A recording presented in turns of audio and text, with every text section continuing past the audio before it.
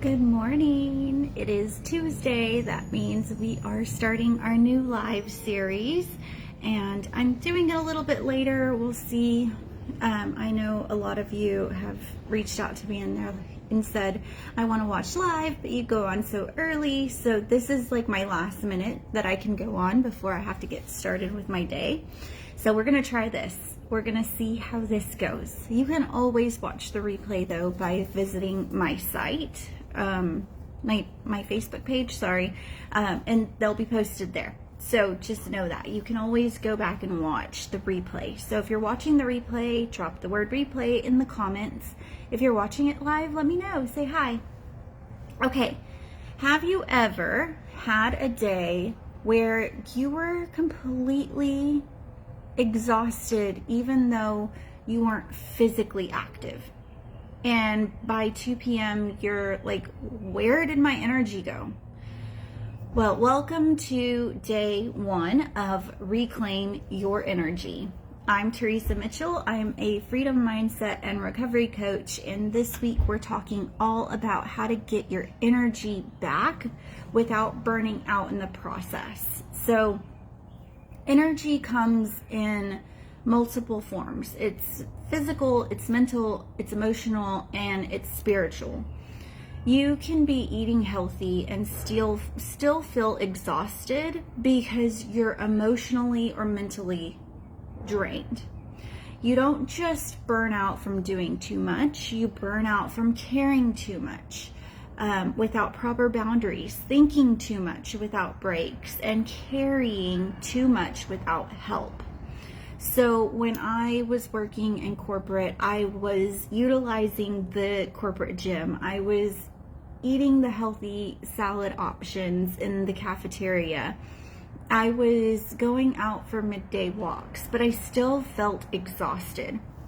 And it was because I wasn't also taking care of my spiritual, emotional energy levels. So I was focusing on the physical, but I wasn't looking at the mental, the emotional, or the spiritual. And to really get your energy back, you have to look at all the pieces. You have to make sure that you are refueling each one of those pieces of your energy. So there are 5 hidden energy drains that I want to talk about today. And one is constant decision making. Every small decision that you have to make is an energy suck. So what am I going to wear today? What am I going to say at this meeting? How am I going to respond to this email? All of those take energy, and they're decisions that you're having to make. So what I have done throughout my day is I have automated as much as I can. So the night before, I will pull out what I'm wanting to wear for the day, or at least have an idea of what I'm going to wear for the day. That way, when I wake up in the morning, that's one less decision that I have to make first thing in the morning. I keep my workout clothes handy. I keep them in the bathroom, so that way I don't have to navigate pulling my workout clothes in the morning out of the drawer while my husband is sleeping. Because I wake up before him to go for my morning walk. But yeah, so those are little things that I do to try to lessen the decisions that I have to make. At work, that looks like having templates pre-made with common responses to common emails that you receive. So if you frequently get an email asking for information on how to do a certain task, maybe have that task already, like a how-to already created, and an email template saved in a Word document that you can easily copy, paste, put in an email, and attach the how-to step-by-step guide. So these are little ways that you can reduce your decision fatigue throughout the day. It might mean sitting down for an hour and creating all of these templates, or figuring out what you want to wear the night before. But you will see a return on your investment the next day when you don't have to make as many decisions. So unspoken emotional weight is the second energy suck that I want to talk about. This is emotional suppression because emotional suppression is exhausting. If you're not releasing it, you're carrying it. So if someone upsets you throughout the day, and instead of doing something about it or saying something or releasing that energy somehow, instead you're suppressing it, that is going to be an energy suck, because it takes more effort to suppress it than it does to actually feel it and let it out. So what I tell people is, dogs shake whenever they are emotionally overwhelmed, or when something happens that is emotional for them. You pet them, then they shake, right? They get scared and then they shake. We need to be doing the same thing. When we experience a big emotion, when we experience fear, anger, sadness, we need to make sure that we are shaking it out. And right on cue, my dog just shook. Hey Shane, good morning. But whenever you have a big emotion, we need to make sure that we're feeling it. We need to make sure that we aren't suppressing it. So that might look like journaling. It might look like talking to someone about it.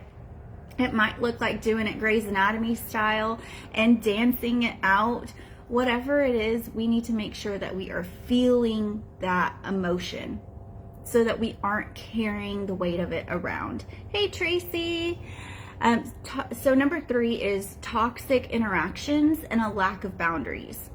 Conversations and environments that drain you, even subtly, add up over time.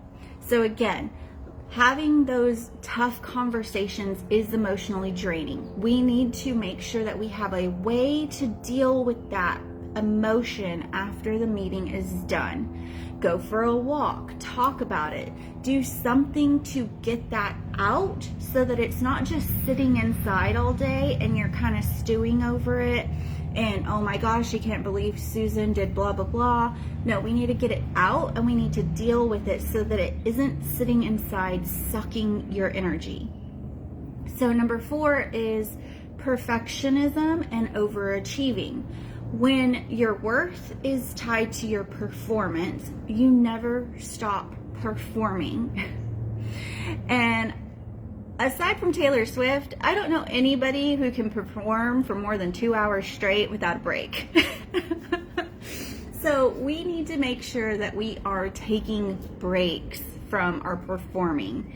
We need to make sure that we are scheduling break times within our day. This is something that my dietitian and I are working with me on, is to make sure that I am scheduling little eating breaks throughout the day so that I don't get to a certain time in the day and I'm starving. Instead, I am taking little breaks throughout the day to nourish my body, my physical energy. And so we need to be doing the same thing with our mental energy, our emotional energy, and our spiritual energy. So taking little breaks throughout the day to replenish your energy in those aspects of your life is so important, but that means stopping your performance for a while so that you can do that. Okay, mental clutter and overstimulation, constant input, notifications, noises, comparison, all of that depletes your ability to focus and rest. So I constantly will take off my smartwatch to turn off the notifications so that I can focus on projects, on clients, on whatever it is that I need to focus on. I will take this off to get rid of the distractions. So which of these drains is hardest for you? Comment below, let me know. Okay, so let's talk about a shift in awareness. So energy awareness is the first step to reclaiming it.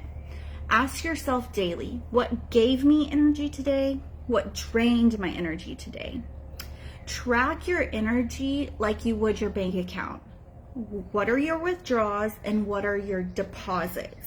So I've given you some examples today of energy drains, but I really want to invite you to think about what drains your energy, what gives you energy over the rest of the day today, because we're going to come back tomorrow and we're going to dig a little deeper into this. So drop a comment with one thing that's been draining your energy lately. Remember, awareness is the first step.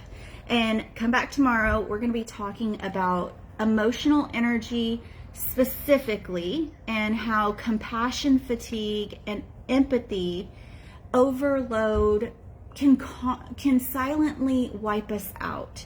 You don't want to miss it, especially if you are in the caregiver role right now.